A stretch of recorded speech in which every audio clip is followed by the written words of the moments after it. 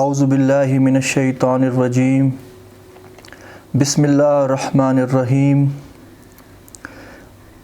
الحمدللہ وقفا والصلاة والسلام علی عبادہ الذین اصطفیٰ خصوصاً علی خاتم النبیین محمد الامین وعلی آلہ وصحبہ اجمعین اما بعد فاعوذ باللہ من الشیطان الرجیم بسم اللہ الرحمن الرحیم رب اشرح لی صدری ویسر لی امری واحلل عقدۃ من لسانی یفقہوا قولی ربی یسر ولا تؤثر وتمم بالخیر اللہم انت اجعل القرآن ربیع قلبی ونور صدری وجلاء حزنی وذہاب ہمی اللہم ارنا الحق حقا وارزقنا اتباعہ وارنا الباطل باطلا وارزقنا اجتنابہ آمین یا رب العالمین۔ آج ہم سورۃ النحل کی آیت نمبر 112 سے آگے انشاءاللہ پڑھنے والے ہیں۔ سورۃ النحل سورہ نمبر 16 آیت نمبر 112۔ وَضَرَبَ اللَّهُ مَثَلًا قَرْيَةً كَانَتْ آمِنَةً مُطْمَئِنَّةً يَأْتِيهَا رِزْقُهَا رَغَدًا مِّن كُلِّ مَكَانٍ فَكَفَرَتْ بِأَنْعُمِ اللَّهِ فَأَذَاقَهَا اللَّهُ لِبَاسَ الْجُوعِ وَالْخَوْفِ بِمَا كَانُوا يَصْنَعُونَ وَلَقَدْ جَاءَهُمْ رَسُولٌ مِّنْهُمْ فَكَذَّبُوهُ فَأَخَذَهُمُ الْعَذَابُ وَهُمْ ظَالِمُونَ۔ اللہ سبحانہ وتعالیٰ اس آیات میں ایک بستی کا ذکر کر رہے ہیں، اور یہاں پہ اللہ سبحانہ وتعالیٰ نے ہمیں اس بستی کی ڈیٹیلز نہیں دی کہ وہ کون لوگ تھے، کہاں کے لوگ تھے، کس امت کے لوگ تھے۔ بس ایک مثال دے دی ہے کہ تا قیام قیامت جو بھی آنے والی امتیں ہیں وہ اس بستی کا حال سن کے عبرت حاصل کریں کہ دنیا کے اندر اللہ سبحانہ وتعالیٰ نے کسی افراد کو انڈیویجول لیول پہ یا کسی قوم کو جو ہے اجتماعی لیول پر یا کسی امت کو جو کچھ دیا ہے وہ اللہ تعالیٰ کی نعمتیں ہوتی ہیں۔ کوئی بھی چیز کسی بھی انڈیویجول یا کسی بھی قوم کا اپنا سرمایہ نہیں ہے کہ وہ جو چاہے کر سکے۔ یہ جو کچھ ہے اللہ تعالیٰ کی طرف سے اللہ کی دین ہے، مگر عموماً کیا ہوتا ہے، اللہ تعالیٰ کی اس دین کو ایک انسان یا ایک قوم یہ سمجھنے لگ جاتی ہے کہ یہ تو ہمارا جی حق ہی ہے، یہ پیدائشی حق ہے ہمارا کہ دنیا کے اندر جو سر و سامان جو نعمتیں ہمیں دی گئی ہیں یہ تو ہماری اپنی محنت اپنا حق ہے، تو یہ ہم سے کوئی چھیننے والا نہیں ہے۔ اس کے رزلٹ میں وہ قوم کیا ہوتی ہے، وہ بھول جاتی ہے اپنے رب العالمین کو، جس رب نے رحمان الرحیم اور شفیق مالک نے ان کو یہ سب چیزیں دی ہوتی ہیں۔ ہر انسان اپنے اپنے دل کے اندر جھانک کے دیکھے کہ کیا اس کے دل میں اپنے رب کی شکر گزاری کا کوئی بھی عناصر موجود ہے کہ جب وہ اللہ تعالیٰ کی ہر نعمت کا استعمال کرتا ہے، چاہے وہ ظاہری ہو چاہے وہ باطنی ہو، کیا اس کے دل سے کبھی شکر گزاری کے کلمے نکلتے ہیں؟ اور اس کے بعد اگر نکلتے ہیں کیا اس کی زندگی میں اس کے اثرات ہوتے ہیں شکر گزاری کے؟ کیونکہ اگر ایک انسان کی زندگی میں شکر گزاری اپنے رب کی ہو وہ تو پھونک پھونک کے قدم اٹھائے گا۔ پوری کائنات کے رب نے تم لوگوں کو دنیا میں کیا کچھ دیا ہے، اور اس دنیا کی زندگی میں جو کوئی سرمایہ تمہیں دیا گیا ہے یہ تم نے نہیں کمایا، یہ رب العالمین کی دین ہے، اور یہ ایک وقت مقرر تک تمہیں ملا ہے۔ اور اگر تم حق ادا نہیں کرتے، یہ سب چیزیں انسان کو دنیا میں ان چیزوں کے استعمال کے لیے نہیں بھیجا گیا تھا، ایک مقصد کے لیے بھیجا گیا ہے۔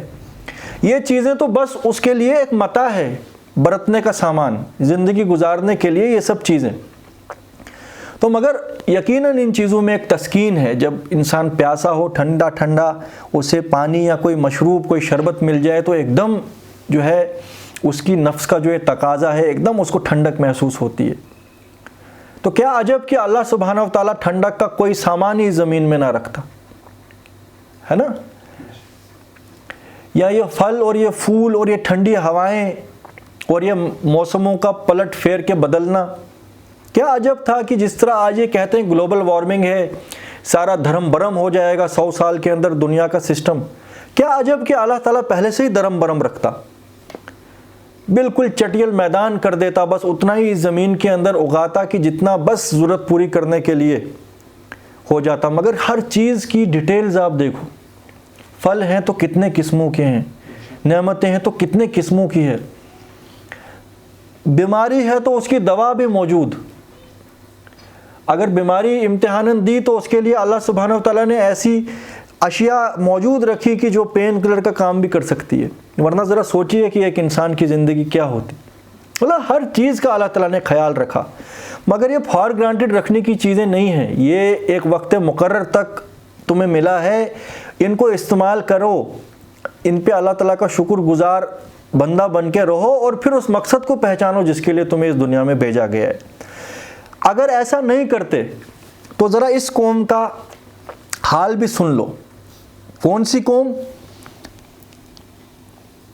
اور اللہ مثال بیان کرتا ہے ایک قوم کی، کانت آمنۃ مطمئنۃ یأتیہا رزقہا، یہ ایک ایسی قوم تھی جو اطمینان کے ساتھ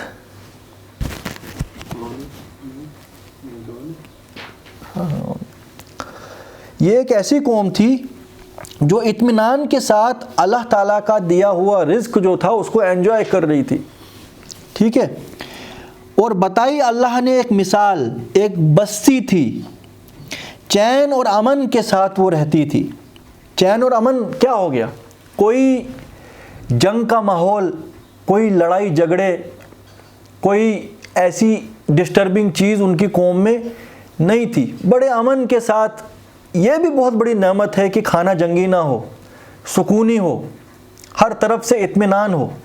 اللہ تعالیٰ فرما رہے ہیں ایک بستی کی مثال میں تمہارے سامنے بیان کرتا ہوں کہ جو تھی مطمئن، اپنے حال میں خوش اور امن ان کے علاقے میں تھا۔ یاتیہا رزقہا رغدا من کل مکان، چلا آتا تھا ان کا رزق، چلی آتی تھی اس کو روزی فراغت کی ہر جگہ سے، یعنی ہر جگہ سے اللہ سبحانہ وتعالیٰ نے ان کے لیے رزق کا انتظام کر رکھا تھا۔ جو چیز ان کے وہاں اگتی تھی وہ بھی موجود تھی، اور امن اور سکون کی وجہ سے تجارت بھی بہت اچھی تھی، باقی علاقوں سے بھی بھرپور سامان زیست ان کے لیے پہنچتا رہتا تھا۔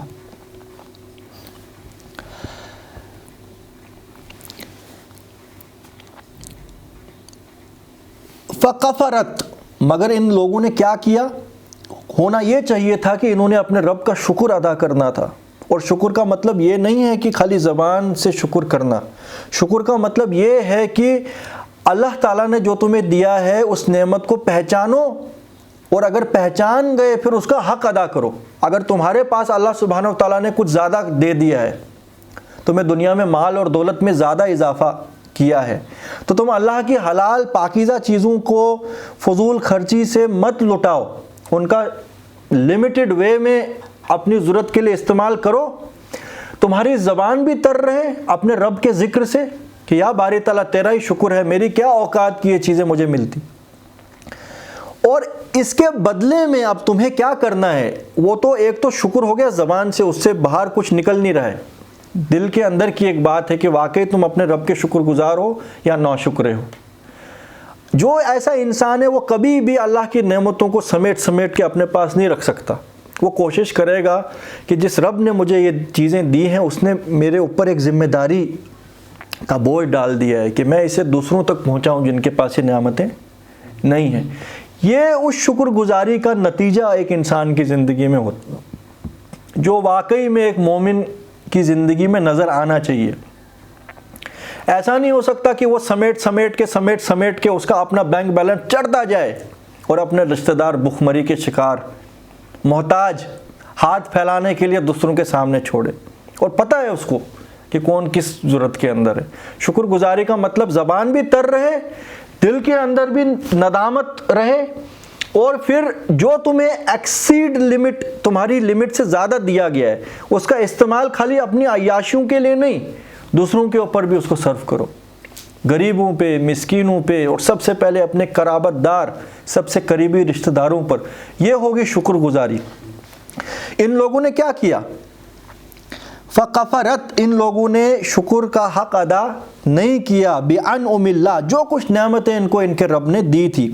فَأَذَاقَهَا اللَّهُ لِبَاسَ الْجُوعِ وَالْخَوْفِ، تو بدلے میں اللہ سبحانہ و تعالیٰ نے یہ سکون اور اطمینان کو ہٹا دیا، سٹرپ آف کر دیا، اور ان کے اوپر مسلط کر دیا بھوک اور خوف۔ پہلے تھی فراغت اور سکون، اب ہے خالی ڈر کہ پتہ نہیں کب آفت آ جائے گی، پتہ نہیں کب کون ہمارا دشمن آ جائے گا، کب ہم پہ عذاب دوسری قوموں کے ذریعے ٹوٹ پڑے گا، کب پھاقہ آ جائے گا۔ ذرا ہم اپنے اپنے گریبانوں میں جھانک کے دیکھیں، ایز اے امت، ہم اپنے آپ کو امت مسلمہ کہنے والے پہلے، باقیوں کی بات تو بعد میں آ جائے گی، ہم ذرا یہ سوچیں کہ کیا یہی کچھ حال آج تمام عرب ملکوں کے اندر نہیں ہے؟ سکون تھا، اب خانہ جنگی کا حال ہے، ہر طرف سے اللہ تعالیٰ کا رزق آ رہا تھا، اب ڈر ہے، اب ان کا اکثر اور بیشتر جو سرمایہ ہے وہ خالی بندوقیں اور بم خریدنے میں استعمال ہو رہا ہے، جو سکون اور امن کی حال میں کہاں استعمال ہونا تھا۔ غریب لوگوں کی تسکین میں امت مسلمہ کے لیے ایک بیک بون بن جاتے وہ لوگ۔ یہی کچھ حال ہم لوگوں کا بھی ہے، ہم بھی اس سے بچے ہوئے نہیں ہیں۔ ہم بھی اپنا حال دیکھیں کہ آج کس طریقے سے ہم لوگوں کے دلوں کے اندر بھی یہی کچھ ڈر ہے کہ پتہ نہیں کب کیا ہو جائے گا، کون سا طوفان آ جائے گا، کب ہم پہ کوئی ٹوٹ پڑے گا، ہے نا۔ بڑے سے بڑا رئیس دیکھو آج کوئی مسلمان ہے، اپنے اس ملک میں ہی دیکھو، وہ بھی ڈرا ہوا ہے، پتہ نہیں کون سا طوفان آئے گا اور ہمیں اپنے اندر سمیٹ لے گا، ہمیں تہس نہس کر دے گا۔ کیوں؟ کیونکہ جب یہ حال نہیں تھا، عرب لوگ عیاشیوں میں لگے ہوئے تھے اور اپنی دولت کا بالکل منیمم، آٹے میں نمک کے برابر بھی نہیں وہ ہوگا جو یہ غریبوں کی تسکین کے لیے استعمال کیا جاتا تھا۔ آپ سوچئے ذرا، عیاشیوں کا یہ حال تھا کہ اپنی گاڑی دنیا کی سب سے بڑی کمپنی سے منگوانے کے بعد اس کو گولڈ پالش کرواتے تھے، پیور 24 کیرٹ گولڈ کی۔ کیا ہو جائے گا اس سے؟ خالی یہ زمین اور آسمان کے سامنے ظاہر کرنے کے لیے کہ بھئی دیکھو ہم کتنے بڑے عیاش ہیں۔ تو یہ تو جب ہم کسی کی مثال بیان کرتے ہیں، یہ مطلب یہ نہیں ہوتا ہے کہ ہم بچے ہوئے ہیں، ہم اپنا انالیسس کرنا بھی شروع کر دیں کہ اللہ سبحانہ و تعالیٰ کی نعمتوں کا جب انہوں نے کفر کیا تو اللہ تعالیٰ نے بِأَنْعُمِ اللَّهِ فَأَذَاقَهَا اللَّهُ لِبَاسَ الْجُوعِ وَالْخَوْفِ، تو اللہ تعالیٰ نے ان کے اوپر مسلط کر دیا بھوک اور خوف کو، بِمَا قَانُوا يَصْنَعُونَ، یہ بدلہ تھا ان کرتوتوں کا جو یہ لوگ کرتے تھے۔ کیا سوچتے تھے یہ لوگ کہ یہ جو کچھ دنیا میں ملا ہے یہ ہماری اپنی کمائی، اپنا حق ہے، یہ ہم سے کوئی چھین نہیں سکتا۔ تو اللہ تعالیٰ کسی بھی قوم کا حال کو بدل دینے میں دیر نہیں لگتی۔ تو ہوا کیا؟ سب کچھ بدل دیا گیا۔ ہم لوگوں کا بھی کچھ ایسا ہی حال ہے اور یہ بھی بدلتا ہی جا رہا ہے۔ اگر ہم لوگ سیدھے راستے پہ نہیں آئے اور جو اللہ سبحانہ و تعالیٰ کی یہ کتاب ہمیں حکم دیتی ہے جوں کا تو، اس کو اپنی زندگیوں کے اندر ہم امپلیمنٹ نہیں کر پائے اور اس کے بالکل خلاف کرتے رہے، اور ہاں نمازیں پڑھتے رہے، اپنے 5 وقت کی نمازیں ہیں، روزے ہیں، یہ سب چیزیں جو ہیں اپنی جگہ، مگر خالی نماز اور روزے تو اللہ کا حکم نہیں ہے۔ اللہ تعالیٰ کی تو ایک ایک آیات اس کا قانون ہے جو قرآن میں نازل کیا گیا، کیا ہم کبھی غور بھی کرتے ہیں یہ سوچیں کہ بھائی جو زندگی ہم گزار رہے ہیں یہ کتنی ہم اللہ تعالیٰ کے قانونوں کی دھجیاں اڑا رہے ہیں؟ جب ہم سوچتے نہیں ہیں کہ غلط چیزیں ہیں کیا ہماری زندگی میں اور قرآن کے حساب سے انالیسز نہیں کرتے ہیں، تو پھر ہم یہی سمجھتے رہتے ہیں بس یہ نماز و روزہ ہے، نماز و روزہ و حج و قربانی سب باقی ہے، بس تو باقی نہیں۔ جو رب العالمین کی معرفت، رب العالمین کی محبت کے بعد جو وجود پیدا ہونا چاہیے، اس کی وجہ سے پھر جو دنیا کے اندر خیر، عدل اور انصاف پھیلنا چاہیے، وہ تو کہیں دور دور تک نظر نہیں آتا۔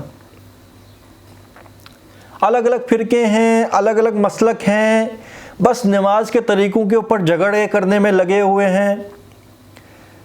باقی بڑے بڑے موٹے موٹے کبائر گناہ جو ہیں، عیاشیاں، دنیا پرستی، دکھلاوے کے لیے مال خرچ کرنا، یہ گناہ کبیرہ میں آتے ہیں، اور یہ سب بینک کی بنیاد پر کرنا، بینکوں سے سود لے کے کرنا، کوئی اس پہ نظر نہیں ہے۔ بس ان چیزوں پہ نظر ہے، ہاتھ یہاں بہاننا ہے کہ یہاں بہاننا ہے۔ دنیا داری خود بھی کرتے، اپنی اولاد کو بھی اسی کے اندر پھنسانے کے لیے لگے رہتے ہیں۔ کتاب اللہ کا دور دور تک ذکر نہیں ہے کسی بھی ہمارے اجتماعی تعلیمی نظام کے اندر، کچھ نہیں، زیادہ سے زیادہ الف با پڑھانے کے لیے مولوی صاحب کو لے آتے ہیں۔ تو اس لیے ہم لوگوں کا حال بھی کچھ ایسے ہی بدل رہا ہے کہ اللہ تعالیٰ اس امن اور سکون کو بدل رہے ہیں خوف اور بھوک کے اندر۔ کوئی دیر نہیں لگے گی، یہ بالکل ایک دم حساب بدل جائے۔ وَلَقَدْ جَاءَهُمْ رَسُولٌ مِّنْهُمْ فَكَذَّبُوهُ فَأَخَذَهُمُ الْعَذَابُ وَهُمْ ظَالِمُونَ، اور ان کے پاس پہنچ چکا رسول انہی میں کا ایک، یعنی اللہ تعالیٰ نے ان قوموں کے اندر، اس بستی کے اندر رسول بھیج دیا تھا جو کھول کھول کے اللہ تعالیٰ کے حکم ان کے سامنے بیان کرتا تھا۔ ایسا نہیں تھا کہ اللہ تعالیٰ نے ظالمانہ معاذ اللہ طور پر بنا ان کو حق بتائے، ان کو سیدھا راستہ بنا دکھائے ہی ہلاک کر دیا۔ آیا تھا ان کے پاس رسول انہی میں سے، انہی کی بھاشا، انہی کی زبان میں بات کرنے والا، فَكَذَّبُوهُ، مگر ان ظالموں نے رسول کو جھٹلایا۔ فَأَخَذَهُمُ الْعَذَابُ وَهُمْ ظَالِمُونَ، تو آن پکڑا ان کو عذاب نے ایسے حال میں کہ جب یہ ظلم کر رہے تھے۔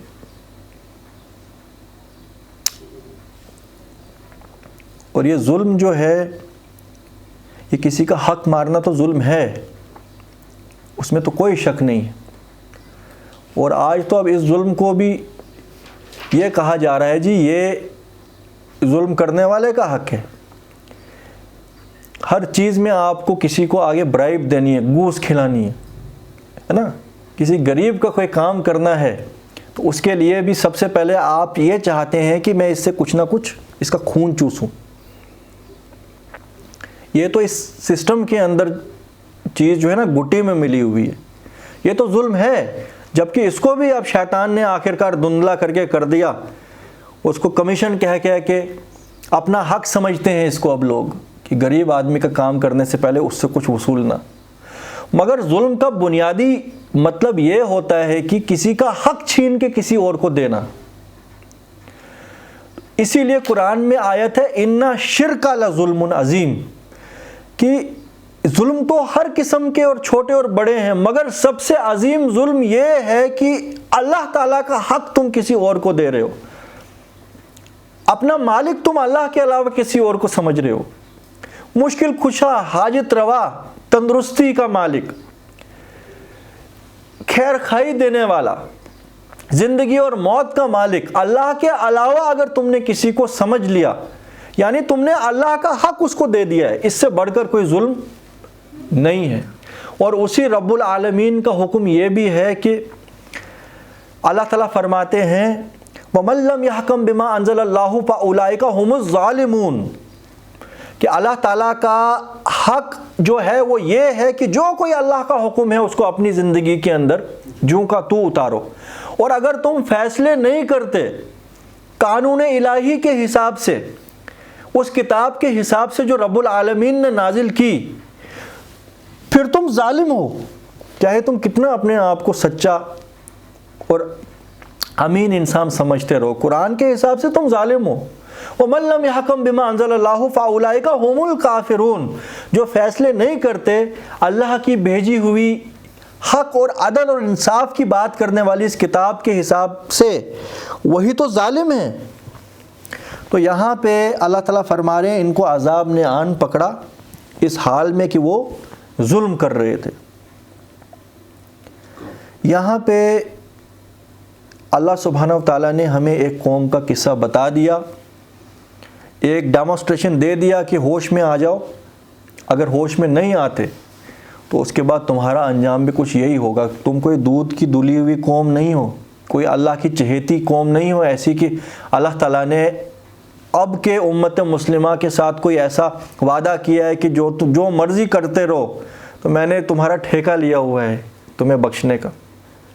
ऐसा कोई अल्लाह का कानून नहीं है कि एक कौम के साथ वो कानून एक हो, दूसरी कौम के साथ कानून दूसरा हो। क्योंकि कुरान में आयत है वला तजिदू लिसुन्नतिल्लाहि तब्दीला, तुम अल्लाह ताला की जो ये सुन्नत है, अल्लाह ताला के करने का जो तरीक़ा है, काम करने का तरीक़ा, उसके अंदर तुम कोई भी इख्तिलाफ़ नहीं पाओगे।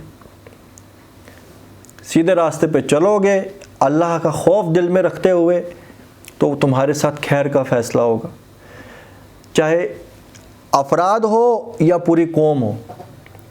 बुराई कमाओगे, जुल्म करोगे, तकब्बुर करोगे और अपने आप को कोई बड़ी खेत की मूली समझते रहोगे, इसके बावजूद कि तुम दुनिया में जुल्म करते रहे और तुम्हारी ज़िंदगी के तरीक़े और गैरों की ज़िंदगी के तरीक़े, तुम्हारे सोचने के अंदाज़ और गैरों के सोचने के अंदाज़, तुम्हारा माश जो है हराम खोरियाँ और सूद खोरियाँ और गैरों में कुछ फ़र्क ना हो, फिर तुम किस नाम के मुसलमान हुए? बुतों से तुझको उम्मीदें, खुदा से नो उम्मीदी, मुझे बता तो सही और काफिरी क्या है। और क्या होती है काफिरी? नाम रख लेने से तो थोड़ी ना कोई मुसलमान हो जाता है। तो अल्लाह ताला यही फरमा रहे हैं फ़अख़ज़हुमुल अज़ाब, तो आन पकड़ा उनको अज़ाब ने, वहुम ज़ालिमून, इस हाल में कि वो जुल्म करने वाले थे। तो क्या ये जुल्म नहीं है कि सबसे पहले तो हमारा जो निज़ाम है, माशी निज़ाम, वो सारा का सारा सूद के ऊपर है, जिसका रिज़ल्ट ये है कि एक जो है थोड़ा सा इंसानियत का तबका वो अय्याशियों में मगन है। अक्सर और बेशतर जो हैं वो बेचारे पूरी दिन और रात की मेहनत करके अपनी ज़रूरतें पूरी नहीं कर पा रहे। हमारे दस्तरखानों पे किस्म किस्म के खाने हैं और पड़ोस में जो है मज़दूरी करने के बाद वो सूखी रोटी खा के ज़िंदगी गुजार रहे हैं और हमारे कान पे जूं भी नहीं रेंग रही है कि ये कैसे। दुनिया की 70% से ज़्यादा पॉपुलेशन, अब एग्जैक्ट फिगर तो स्टेटस मुझे पता नहीं है, 70 to 80% पॉपुलेशन ऐसी है जो दिन रात जूतियाँ फटकारती फिरती हैं, फिर भी उनकी ज़रूरत ज़िंदगी, उनका मेडिकल ख़र्चा, उनकी दवाइयों का ख़र्चा पूरा नहीं होता है। और टॉप 1% एलिट क्लास वो है कि जो एक्सप्लॉइट बाकी सबको कर रही है। और ये सब कुछ, इस सब की जड़ जो है ये बैंकिंग सिस्टम भी जो है ना, ये खबासत की जो ये खबासत का तख्त है ना, जो इसकी एक बुनियाद ये बैंकिंग सिस्टम भी है। तो हम इसी के अंदर लथपथ हैं, हम तो इसके एडमायरर्स बने हैं। हम क्या इसके ख़िलाफ़ बात करेंगे, हम तो इसके बेनिफिशरीज़ हैं। तो उसके बाद हम ये सोचते हैं जी हम पे बड़ा जुल्म हो रहा है, हम जी बड़े पक्के मुसलमान हैं, ये पता नहीं अल्लाह ताला को क्या हो गया कि हम लोगों पे जुल्म होने दे रहा है।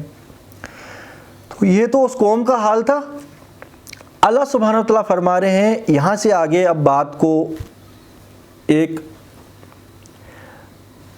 उस कौम की बात यहाँ पे ख़त्म होगी और यहाँ से उम्मत मुस्लिमा और तमाम इंसानियत को खिताब किया जा रहा है। फ़कुलू मिम्मा रज़क़कुमुल्लाहु हलालन तय्यबा, तो खाओ हर उस हलाल और पाकीज़ा चीज़ में से जो तुम्हारे रब ने तुम्हें अता की। कि तुम्हारे रब की जो नेमतें हैं, हलाल ज़राए से जो तुम्हें हासिल हुई, पाक और शफाफ चीज़ों को खाओ, उसमें कोई हर्ज नहीं है। مگر ان کا شکر بھی کرو، ظالم مت بن جاؤ۔ وشکرو، اور شکر کرو، نعمت اللہ، اللہ کی نعمت کا، ان کنتم ایاہ تعبدون، اگر تم واقعی اپنے اس دعوے میں سچے ہو کہ ہم جی امت مسلمہ ہیں، میں جی مسلمان ہوں، 5 وقتہ نماز پڑھنے والا ہوں، اگر واقعی تم اپنے رب پہ ایمان رکھنے والے ہو تو اللہ تعالیٰ کی ان نعمتوں کا شکر ادا کرو۔ اور شکر میں نے آپ کو بتا دیا، وہ خالی زبان سے نہیں، زبان بھی تر رہے، دل کے اندر بھی عاجزی رہے کہ میری کوئی اوقات نہیں تھی، یہ سب مجھے ملتا، میرے رب کا انعام ہے۔ تو لہٰذا یہ میرے رب نے مجھے میرے پہ فرض کیا ہے کہ جس تک یہ چیزیں نہیں پہنچی اس کی میں کچھ نہ کچھ مدد کر پاؤں، جو میرے سے ہو سکے۔ اس کے دل کے اندر یہ ہمیشہ آگ رہے کہ میں کیا کروں کسی کے لیے، کہ کسی کی مصیبت کو میں دور کر سکوں۔ تو